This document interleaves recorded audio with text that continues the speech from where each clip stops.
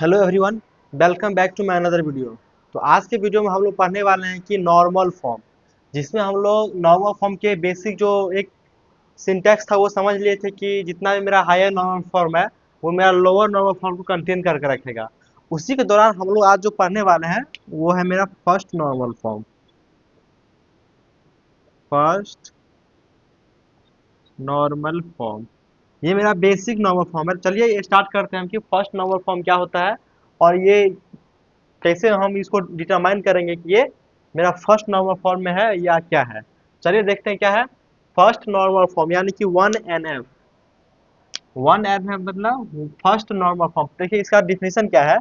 A relation schema R is in 1NF if all all attribute of R R atomic. यानी कि देखिए एक जैसे मान लीजिए एक टेबल है, एक रिलेशन है और उसका जो भी मेरा एट्रीब्यूट है वो मेरा एटॉमिक होना चाहिए।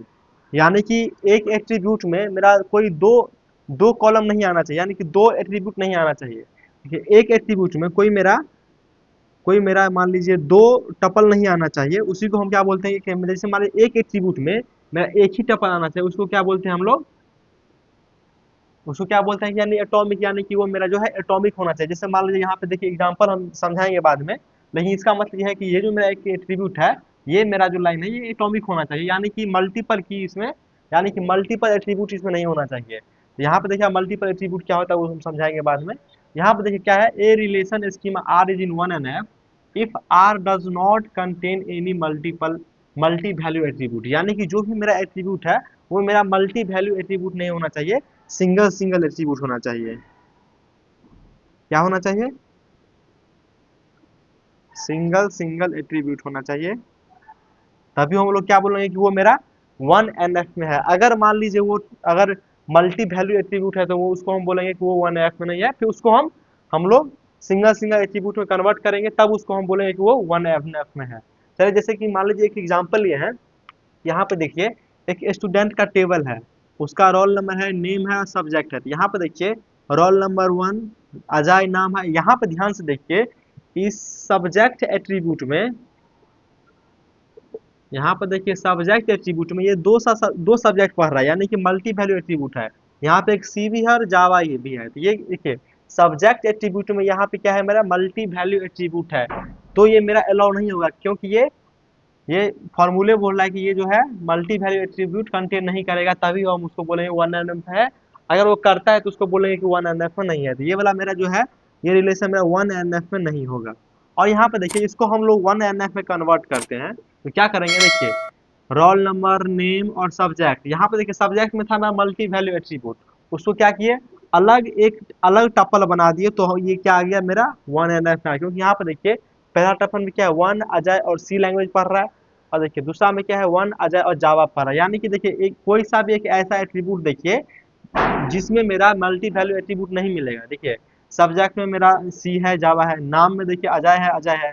इसको मल्टी वैल्यू नहीं बोल सकते, क्योंकि देखिए इस एक में अगर दो आदमी का नाम है तब हम उसको बोलते हैं मल्टी वैल्यू एट्रीब्यूट। लेकिन यहाँ पे देखिए अलग अलग है, नाम सेम है, उस पर मत जाइएगा, लेकिन ये अलग अलग है। देखिए यहाँ पे अजय है इस टपल के लिए, इस टपल के लिए यहाँ पे अजय है। ये क्या हो जाएगा मेरा 1NF में हो जाएगा। और देखिए यहाँ पे एक इम्पोर्टेंट पॉइंट लिखे हैं वन नॉर्मल फॉर्म के लिए, क्या है, 1NF ensure by using candidate की। यानी कि जो है वो कैंडिडेट की से हम कैसे इसको हम देखेंगे। तो यहाँ पे देखिए क्या है, डिफॉल्ट RDBMS इज 1NF। यानी कि कोई भी मेरा डिफॉल्ट यदि RDBMS है तो उसको हम क्या बोलेंगे, वो 1NF में होगा ही होगा। जैसे मान लीजिए ये टेबल है, अब इसको बोलेंगे ये रिलेशन जो है RDBMS यानी कि रिलेशन टेबल डेटाबेस, तो वो डिफॉल्ट क्या रहेगा मेरा 1NF में रहेगा ही रहेगा। और सेकेंड नोट क्या है, if one normal form redundancy level is too high, 100% रिडंडेंसी। अब बताइए यहाँ पे रिडंडेंसी मतलब क्या होता है, क्योंकि इससे पहले वाले वीडियो में हम लोग बताए थे कि ये रिडंडेंसी मतलब क्या होता है। रिडंडेंसी मतलब होता है कि अननेसेसरी डेटा को जो रिपीट करता है, ये रिडंडेंसी मतलब यही होता है कि unnecessary repetition of data is called redundancy. तो यहाँ पे क्या है, अननेसेसरी जो है यहाँ पे क्या है 100%, यानी कि जो है यहाँ पे 100% रिडंडेंसी है, यानी कि यहाँ पे जो है रिपीटेशन हो रहा है डेटा का। अब यहाँ पे देखिए रिडंडेंसी लेवल देखिए सबसे हाई किसका है, 1NF का। उसके बाद क्या है 2NF का, उसके बाद क्या है 3NF का, उसके बाद BCNF का। यानी कि देखिए सबसे ज़्यादा रिडंडेंसी लेवल किसका है 1NF का। यानी कि यहाँ पे जो है क्या बोलते हैं उसको, जैसे मान लीजिए मल्टीपल जो भी रहेगा, मान लीजिए रिपीटेशन ऑफ डेटा, वो मेरा यहाँ पर ज़्यादा रहेगा, उस यहाँ पे कम रहेगा, यहाँ पे उससे भी कम, यहाँ पे सबसे कम रहेगा। यही है मेरा रिडंडेंसी लेवल। यानी कि अननेसेसरी रिपीटेशन ऑफ डेटा ये 1NF में ज़्यादा रहेगा, 2NF उससे कम रहेगा, 3NF उससे कम रहेगा और BCNF उससे कम रहेगा। तो यही था मेरा कि रिडंडेंसी लेवल। देखिए तो पहले सबसे हाई किसका है 1NF का, उसके बाद क्या है 2NF का, उसके बाद क्या है 3NF का, उसके बाद क्या है BCNF का।